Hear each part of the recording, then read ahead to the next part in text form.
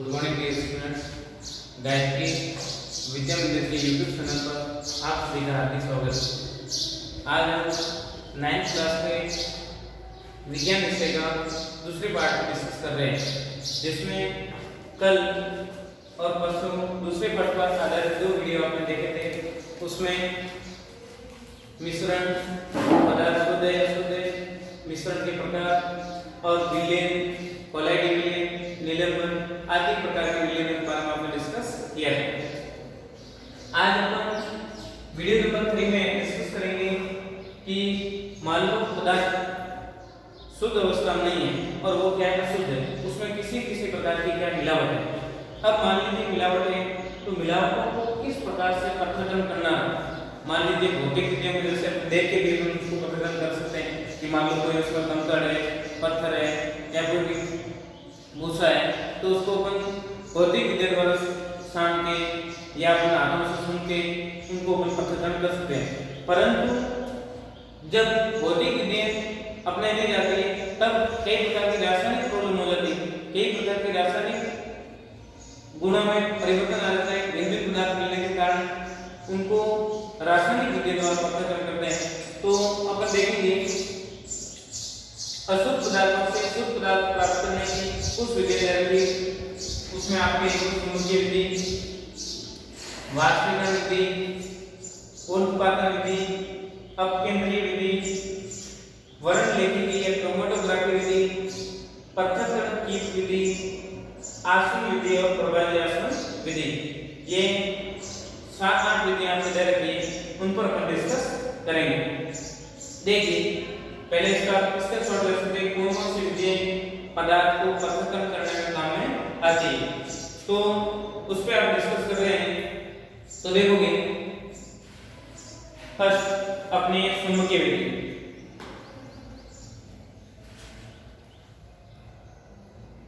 में इसको देखिए।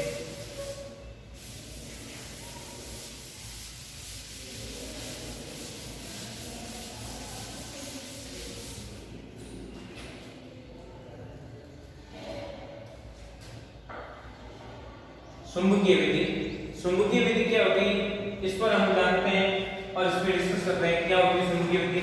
जब किसी मान लो खाद्य पदार्थ है या कोई मतलब आपने वस्तु ली और उसमें क्या लोहे की वस्तु गिर जाती है, लोहे के टुकड़े मान लो अनाज है और अनाज में क्या लोहे के मान लो छोटे छोटे पार्टिकल आ जाते हैं, या कभी बार क्या होती है अपन मान लो गेहूं को पिसने जाते हैं या कोई दाल पिसवाते हैं और उस टाइम क्या आ जाता है, मतलब छोटे छोटे लोहे के टुकड़े उसमें टूट के गिर जाते हैं और टूटने के कारण वो उसमें मिक्स हो जाते हैं। अब मान लो पूरा पदार्थ आपके हो गया, मान लो लोहा आपके पेट में चला जाता है या कोई मान लो आपने दाल में मान लो लोहे के टुकड़े आ गए, तो फिर उसको आप सेपरेशन कैसे करना है। तो नॉर्मली हम क्या करेंगे, जो आपको पदार्थ दे रखा है उसमें आप क्या घुमाएंगे, चुंबक क्या करेंगे, चुंबक घुमाएंगे। चुंबक घुमाने से जो भी जितने भी प्रकार के लोहे की अशुद्धि है वो चुंबक क्या कर देंगे, एब्जॉर्ब कर लेते हैं, आकर्षित कर लेते हैं। तो आप देखते हो चुंबकीय विधि, सामान्य विधि और अपन देखते हैं नॉर्मल विधि द्वारा चुंबकीय विधि। जो आप देखोगे कि किसी भी पदार्थ में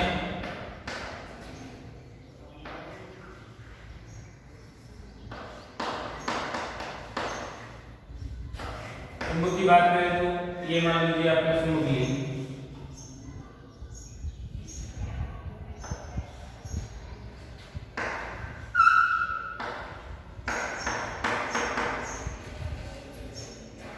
चुंबक के 2 ध्रुव होते हैं, उत्तरी ध्रुव और दक्षिणी ध्रुव।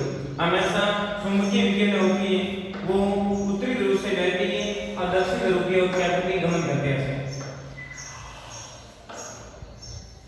और ये हमेशा सीधी रेखा में गमन करती है। और चुंबक के गुण होते हैं, जैसे कि आपको कुछ चुंबक क्या है, तो चुंबक आपके याद रखना क्या मैग्नेटिक कंपाउंड है जो लोहे से बने रहते हैं, क्रोमेट लोहे होता है। अब देखोगे इसमें चुंबक के 2 ध्रुव होते हैं, उत्तरी ध्रुव और दक्षिणी ध्रुव, और हमेशा चुंबकीय रेखा होती है, चुंबकीय विकिरण होती है वो उत्तरी ध्रुव से दक्षिणी ध्रुव की ओर प्रवाहित होती है। अब अपन बात करते हैं चुंबक की, बात करें चुंबक क्या करती है, लोहे की वस्तुओं को अपनी ओर आकर्षित करती है, लोहे की वस्तुओं को क्या करती है, अपनी ओर आकर्षित करती है, लोहे को किसमें काम करती है,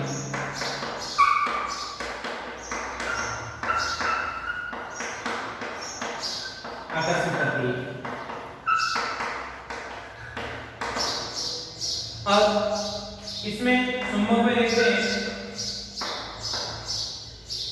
समान समान ध्रुव लोगे तो समान समान ध्रुव में क्या होगा, प्रतिकर्षण। समान समान ध्रुव में किसी भी प्रकार का रिफ्लेक्शन नहीं होता। चाहे आपने उत्तरी ध्रुव ले रखा हो, चाहे दक्षिण साउथ ले रखा है, तो दोनों समान समान ध्रुव में क्या होता है, प्रतिकर्षण। समान समान ध्रुवों में प्रतिकर्षण प्रभाव उत्पन्न होता है। जबकि देखोगे असमान ध्रुव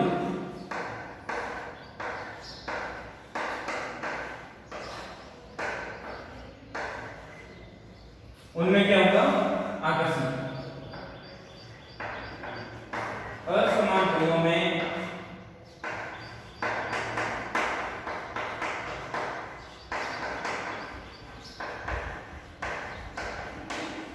आकर्षण पाया जाता है।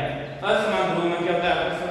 और अब मान लो लोहे की वस्तु कोई भी हो, उसके सामने आप कोई भी ध्रुव ले जाओगे तो लोहे की वस्तु को वो ध्रुव क्या कहते हैं, आकर्षित करते हैं। मान लीजिए आपने क्या ले रखा था, कोई भी आपने फसलों के लिए सारा ले रखा था जैसे, और इसमें मान लो लोहे के टुकड़े आ गए। अब इन लोहे के टुकड़ों को अपन डायरेक्ट देख के उनको पता नहीं कर सकते, तो इसमें क्या करते हैं, घुमाते हैं, चुंबक इसमें घुमाएंगे और चुंबक घुमाने से पदार्थ क्या हो जाता है, धीरे धीरे पदार्थ चुंबक जितने भी लोहे के टुकड़े होते हैं वो चुंबक के सीधे जाते हैं और चुंबक के माध्यम से बाहर करते हैं। कभी कभार आपने देखा होगा छोटे बच्चे कि या मतलब पशु को कील खा लेता है या मतलब लोहे की वस्तु निकाल लेता है, तब उस कील को निकालने के लिए डॉक्टर को आपने देखा भी होगा, उसके पेट पे क्या है, चुंबक घुमाता है धीरे धीरे, जहाँ पर भी चुंबक की सहायता से मान लो यहाँ पे लोहे की वस्तु उसको धीरे धीरे क्या चुंबक के माध्यम से, इलेक्ट्रिकल चुंबक यूज होती है वहाँ पे, तो उसके माध्यम से धीरे धीरे उस वस्तु को क्या कहते हैं, किसी तरफ बांधते हैं और धीरे धीरे मलास द्वारा उसको बाहर निकाल दी जाती है। और कभी कभार यहीं पे तो उसको फिर पानी में ऊपर भी ले सकते हैं। तो कई प्रकार के चुंबकीय विधि द्वारा पदार्थ को प्रस्तुत कर सकते हैं। सामान्य जितने भी खाद्य पदार्थ या पीने की वस्तु जिसमें लोहे की वस्तु गिर जाती है तो उनको पृथक्करण करने के लिए चुंबकीय विधि को अपनाया जाता है।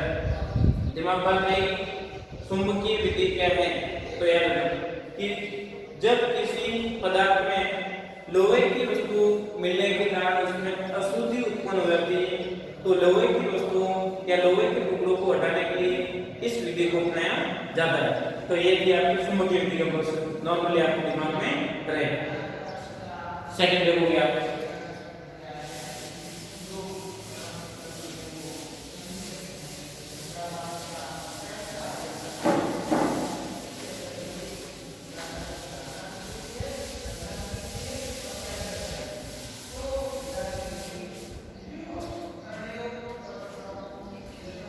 सेकंड में अपने वाष्पीकरण विधि।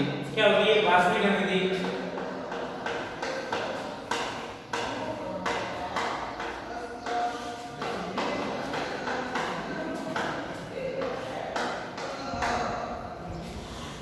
वाष्पीकरण विधि का प्रोसेस ये होता है कि जब वाष्पीकरण विधि, सामान्य आपने वाष्पीकरण के बारे में पढ़ा भी है, पहले पार्ट में हमने डिस्कस किया था कि वाष्पीकरण क्या होता है, किस प्रकार की घटना है, इसको प्रोवाइड करने वाले कौन कौन से फैक्टर है, तो आपने उसके बारे में देखा था। अब यहाँ पे वाष्पीकरण, वहाँ पे वाष्पीकरण का प्रोसेस देखा था वो कल्पना रहित था, उसको सॉल्यूशन अपने आप प्राकृतिक नेचर के अनुसार अपने आप को क्या होता है उसको वाष्पीकरण प्रोसेस चलता है। परंतु यहाँ पे वाष्पीकरण की बात करेंगे वाष्पीकरण विधि में, तो जब किसी द्रव में ठोस पदार्थ मिल जाता है, किसी द्रव में मान लो ठोस पदार्थ मिल गया, तो अब ठोस पदार्थ और द्रव को दोनों को अलग अलग कैसे करना है। जैसे एग्जांपल के रूप में सिंपल सा आपको बताया जाता है कि मान लीजिए आपके पास पानी का एक गिलास भरा हुआ था और पानी के गिलास में उसमें भूल से उसमें चीनी डालने की और चीनी के स्थान में बच्चे ला के उसमें क्या डाल दी, नमक डाल दिया, उसमें क्या डाल दिया, नमक डाल दिया, या फिर उसमें क्या डाल दी, रेत डाल दी, क्या डाल दी, रेत डाल दी, तो पानी को काम कर नहीं रहा। अब पानी को पुनः प्राप्त करना है, पानी को पुनः वापस सही करना है, या फिर उस शक्कर को या मिट्टी को पुनः प्राप्त करने के लिए किस प्रकार की विधि अपनाते हैं, तो वाष्पीकरण विधि। तो देखिए वाष्पीकरण का प्रोसेस क्या होता है, जैसे एक आपने मान लो बीकर ले रखा है,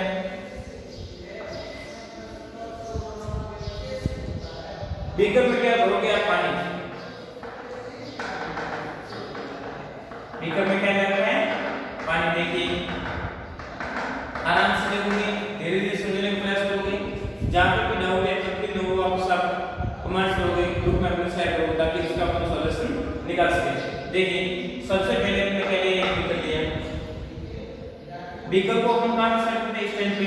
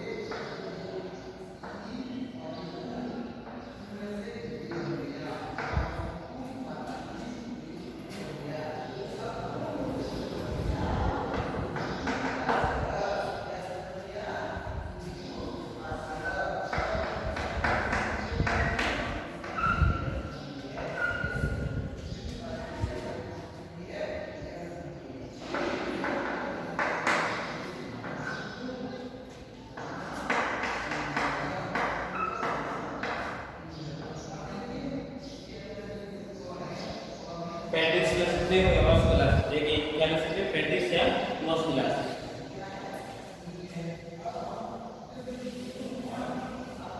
वॉश ग्लास भी रख सकते हैं।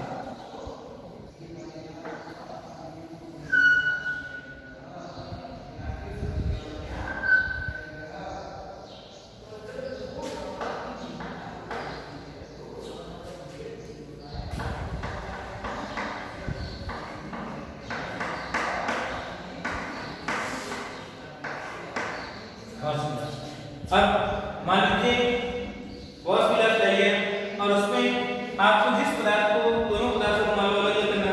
एग्जाम्पल के रूप में यहाँ पे आप बताया जा रही है साइन ले रखी है। साइन में से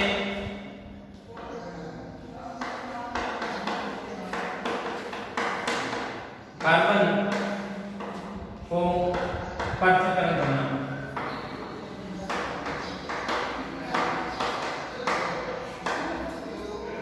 जैसे साई ले रखी और साई में से कार्बनिक पदार्थ को क्या करना? पृथक्करण करना।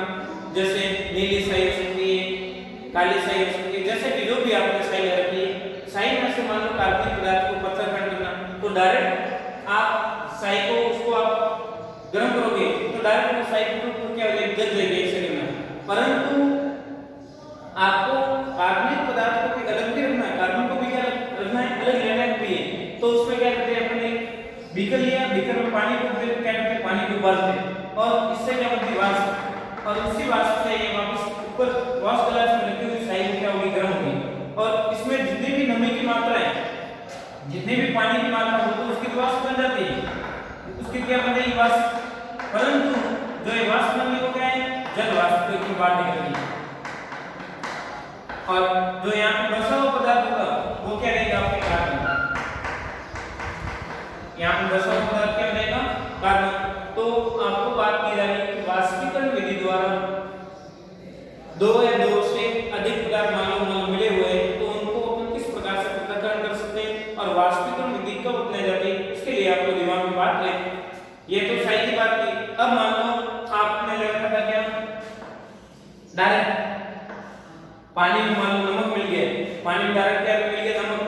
तो फिर आपको वॉश ग्लास देखने की जरूरत नहीं, डायरेक्ट बीकर को क्या करोगे? आप बीकर को पहले बड़े पात्र में पानी को ले लो और फिर उसको डायरेक्ट इसको क्या करो? गर्म करो।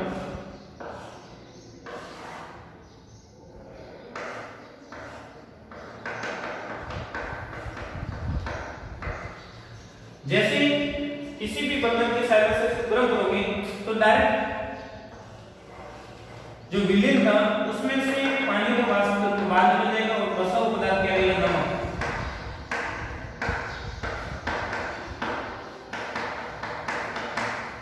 जब पानी में नमक नमक मिल रखा है और नमक और पानी को दोनों को पृथक्करण करना है और नमक को आपको शुद्ध अवस्था में नमक पुनः प्राप्त करना है, तो उसके लिए ये विधि अपनाई जाती है कि डायरेक्ट जो भी आपको सॉल्यूशन दे रखा है, मिश्रण दे रखा है, घोल दे रखा है, उसको एक पात्र में लो और डायरेक्ट उसको बर्तन की सहायता से गर्म करो, जल की वाष्प बन जाती है और जिस पात्र में आपने ले रखा है उसी पात्र में क्या जो नीचे की सतह पर एक वाइट परत जमा हो जाती है और वही परत क्या कहलाएगी आपके नमक की, और इस प्रकार से नमक को अपन शुद्धिकरण रूप से प्राप्त कर सकते हैं।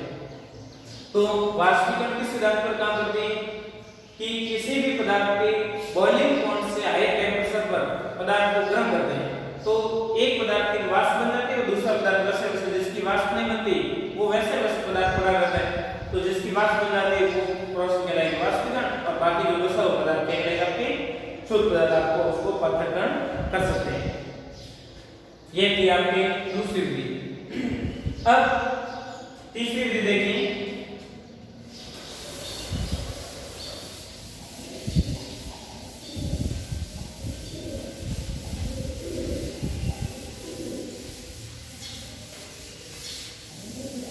तीसरा प्रोसेस क्या करता है उसको अपन फाइंड आउट करते हैं प्रोसेस कि तीसरी विधि है ऊर्ध्वपातन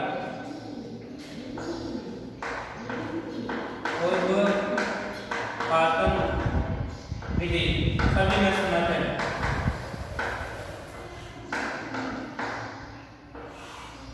इस प्रोसेस में क्या होता है जब दो ठोस पदार्थ आपस में मिक्सिंग हो जाते हैं, जब दो ठोस पदार्थ आपस में मिल जाते हैं और उनको पृथक्करण कैसे करना है, उनको पृथक्करण करने के लिए ये विधि अपनाई जाती है। जैसे नमक और कपूर मिल गया, क्या मिल गया, नमक और कपूर को मान लो पिसा हुआ कपूर और नमक को मिलाकर रख दिया, तो फिर अब कपूर और नमक को पृथक्करण कैसे करना है, जब ये विधि अपनाई जाती है जब कोई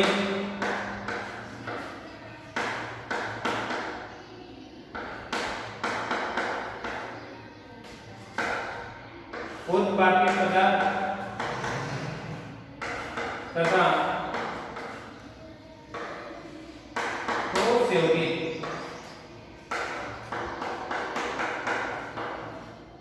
आपस में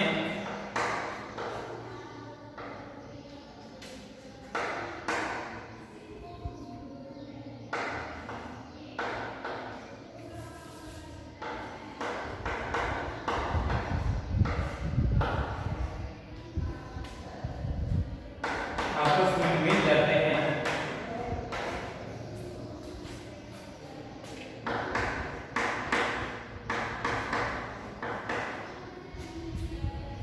तो ऊर्ध्वपातन विधि द्वारा पदार्थों का शुद्धिकरण किया जाता है।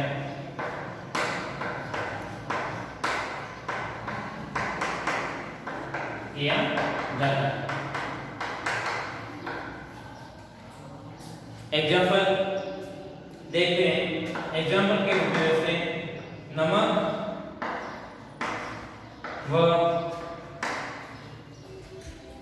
कपूर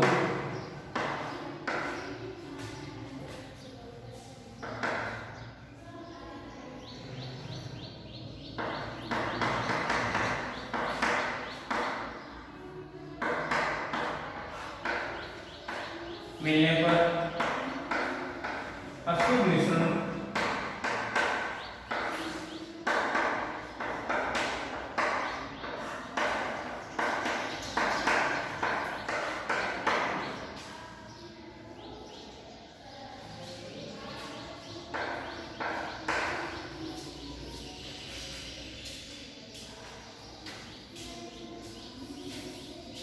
मिलाकर अशुद्ध मिश्रण बनाए गए हैं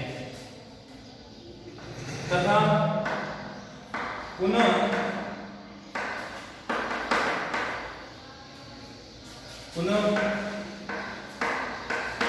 शुद्ध अवस्था में पदार्थों का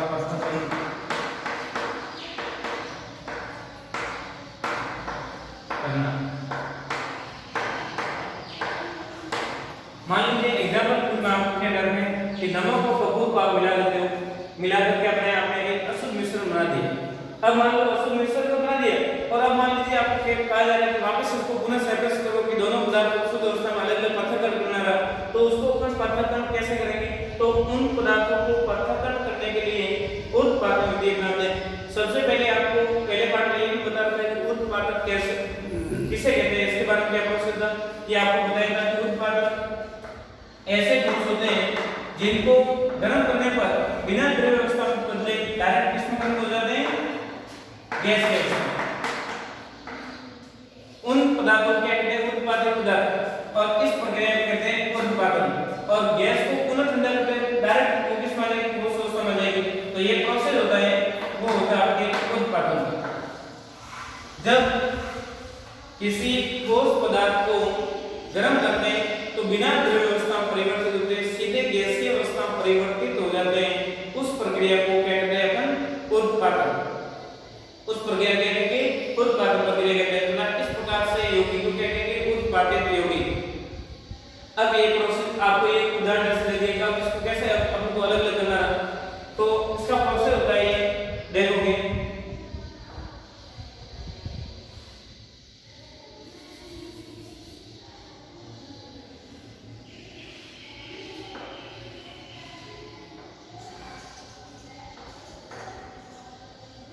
आपने क्या रखा है कि को उल्टा कर दो, इस पे क्या लगा दो? रुई की डॉट लगा दो,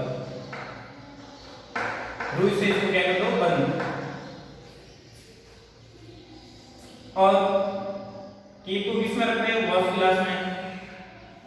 वॉश ग्लास में इस प्रकार से छोटे टुकड़े ताकि और मान लो किसी भी प्रकार गैप ले रहे हैं और इसके अंदर यहाँ पे आपने क्या पदार्थ रखा है? अशुद्ध पदार्थ, अशुद्ध मिश्रण।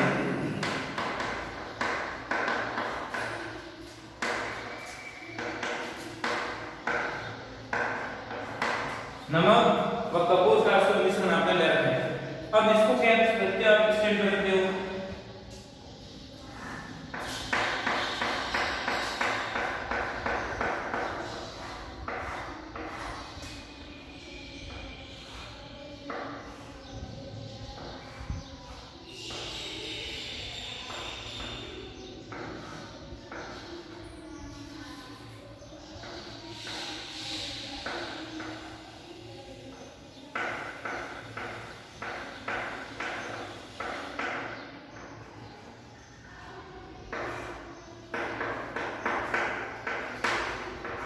ये आपने क्या लगा रखा? बर्नर।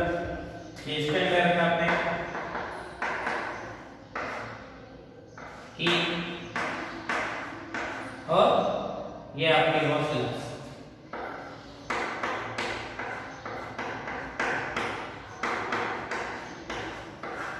देखिए आप देखते हैं प्रोसेस में देखते हो तो क्या होता है जब आप दोनों पदार्थों को मान लो मिला दिए, एक तो मान लो उत्पादित पदार्थ है और एक कोई भी ठोस पदार्थ जैसे नमक हो सकता है, उसके स्थान पर शक्कर हो सकती है, कोई भी पदार्थ आप ले सकते हैं। अब मान लो दो पदार्थ मान लो मिल गए, मिलने के बाद में अशुद्ध अवस्था में अशुद्ध आपके मिश्रण तैयार हो गया। अब आपको बोला जा रहा है उनको पृथक्करण करना है तो कैसे करेंगे? एक अपने वॉश ग्लास लेंगे और उसमें अशुद्ध पदार्थ के मिश्रण को रख देंगे, बर्नर की सहायता से अपन गर्म करेंगे तो जो उत्पादित यौगिक होगा वो बिना द्रव अवस्था में प्रयुक्त होते सीधा गर्म होकर डायरेक्ट किसमें कन्वर्ट हो जाएगा? गैसीय अवस्था। किसमें कन्वर्ट हो जाएगा? गैसीय अवस्था।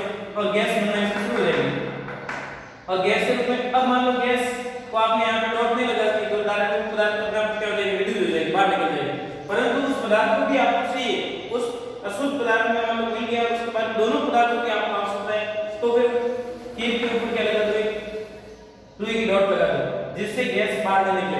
गैस निकलेगी मगर कम मात्रा में और बाकी गैस क्या हो जाएगी? यहाँ पे आके ठंडी होगी, जमा होना शुरू हो जाएगी और जमने पर डायरेक्ट जो उत्पादित पदार्थ होंगे जैसे ही वो ठंडे होंगे वो डायरेक्ट यहाँ पे कीप की छाल पर क्या हो जाएगा? जमा हो जाएगा, डायरेक्ट ठोस पदार्थ में कन्वर्ट हो जाएगा और यहाँ पे संघनित पदार्थ आपके क्या हो जाएगा? शुद्ध अवस्था में कपूर आपको पुनः प्राप्त हो जाएगा। संघनित शुद्ध पदार्थ और जो शेष बचेगा वो भी क्या हो जाएगा? आपको पुनः शुद्ध पदार्थ आप ऐसे प्राप्त कर सकते हैं। यह प्रोसेस आपने कौन सी विधि देखा? ऊर्ध्वपातन विधि के प्रोसेस के अंतर्गत आपने देखा था। अब देखोगे अगली विधि आपको दे रखी है कौन सी, चौथी विधि देखोगे अपकेंद्रीय विधि। अपकेंद्रीय विधि द्वारा पदार्थों का पृथक्करण कैसे करते हैं, इसका सिर्फ सॉल्यूशन देखिए।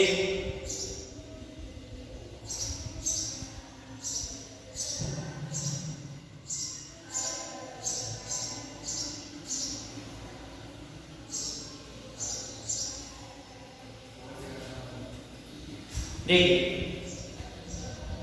अब इसको मैं हटा रहा हूं, चौथी विधि को हम डिस्कस कर रहे हैं।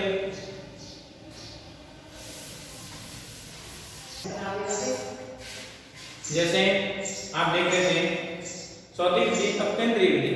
अपकेंद्रीय विधि द्वारा पदार्थों को पृथक्करण करने के लिए, जैसे दूध से क्रीम को पृथक्करण करना, मान लो दूध से क्रीम निकालने के लिए कौन सी विधि अपनाई जाती है, आपसे पूछे कि दूध से क्रीम कैसे इनको पृथक्करण करना, तो उसके लिए अपन कौन सी विधि अपनाते हैं, पर अपकेंद्रीय विधि द्वारा इसको काम में अपना लेते हैं। अब जैसे ये विधि किस पर काम करती है, इस विधि का प्रोसेस क्या है, तो ये विधि घूर्णन के सिद्धांत पर कार्य करती है। हमेशा किस पे काम करेगी, घूर्णन के सिद्धांत पर। पदार्थ को मिक्सर को घुमाएंगे और जिसके कारण मतलब जो हल्के कण होंगे वो तो बाहर रहेंगे और जो भारी कण होते हैं वो तले के अंदर रह जाते हैं। तो आपने देखा होगा जैसे दूध आप कभी बार आप लेके गए होंगे डेयरी पे अपन जाते हैं दूध लेके, तो आपने देखा होगा कि जो दुकानदार होता है दूध के सैंपल को लेके उसको एक छोटे-छोटे शीशे आते हैं उसमें लेता है और फिर बाद में ऐसे घूर्णन प्लेट होती है उसमें ऐसे क्या डालता है अंदर और अंदर डाल के फिर बाद में क्लिप लगाने के बाद में उसको क्या करता है मशीन से जो घुमाता है, घूर्णन करवाता है। घूर्णन करवाने से जितने भी फैट या वसा के कण होते हैं वो भारी कण होते हैं वो तो इसके नीचे यहाँ पे तले में जमा हो जाते हैं और इसकी कैलकुलेशन करते हैं और कैलकुलेशन करने का आधार पे आपको पता चलता है कि आपके दूध में इतने फैट है और इसी प्रकार से मान लो क्रीम को पृथक्करण करना, तो यूरिन की मान लो मूत्र में यूरिन कितने परसेंटेज मान लो ज्यादा है या कम है, तो उसको आइडेंटिफाई करने के लिए अपकेंद्रीय विधि अपनाई जाती है। रक्त संबंधी जितने भी आरबीसी डब्ल्यूबीसी गणना करने के मतलब आपके ब्लड में कितने डब्ल्यूबीसी आरबीसी, तो पहले ब्लड को क्या किया जाता है, घूर्णन के माध्यम से इसको पूरे सॉल्यूशन को मिक्स करते हैं और फिर बाद में उसको रोकते हैं। उसके बाद में जो हल्के कण होते हैं ऊपर आ जाते हैं और जो भारी कण होते हैं वो क्या हो जाते हैं नीचे, और जिसकी क्वांटिटी करनी है उसके आधार पर हम इसको कैलकुलेट कर लेते हैं और ऊपर वाले पार्टिकल को शुद्ध पार्टिकल को हटा देते हैं। इस प्रकार से अपकेंद्रीय विधि घूर्णन के सिद्धांत पर काम करती है। आपको प्रश्न हमेशा पूछा जाता है कि दूध से क्रीम किस प्रकार से पृथक्करण करते हैं, तो आपको डायरेक्ट लिखना है दूध से क्रीम को पृथक्करण करने के लिए अपकेंद्रीय विधि अपनाई जाती है जो घूर्णन के सिद्धांत पर कार्य करती है। और इस प्रकार से आपको बस डायग्राम बना दोगे और इसमें एक लाइन लिख दोगे कि जिस कणों का भार ज्यादा होगा वो तीव्र गति से टेस्ट या जो भी आपने पात्र ले रखा है उसके तले में नीचे जमा हो जाते हैं और हल्के कण होते हैं अशुद्ध पदार्थ वो क्या रहेंगे फिर तल के ऊपर बाहर फेंक दिए जाते हैं और जो शुद्ध पदार्थ है उसकी अपन गणना अलग-अलग कंप्यूटराइज्ड या डायरेक्ट अपन कर सकते हैं और इस प्रकार से अपन अपकेंद्रीय विधि द्वारा दूध से क्रीम को पृथक्करण करते हैं। तो आज अपन ने 4 विधियों पर अपना डिस्कस किया है, उसको आप रिवाइज करोगे और अगली वीडियो को समझाएंगे। तब तक आप अगले वीडियो का इंतजार करोगे और जो मैटर आपको डिस्टर्बेंस लगे उसको आप वापस बता दो। Thank you.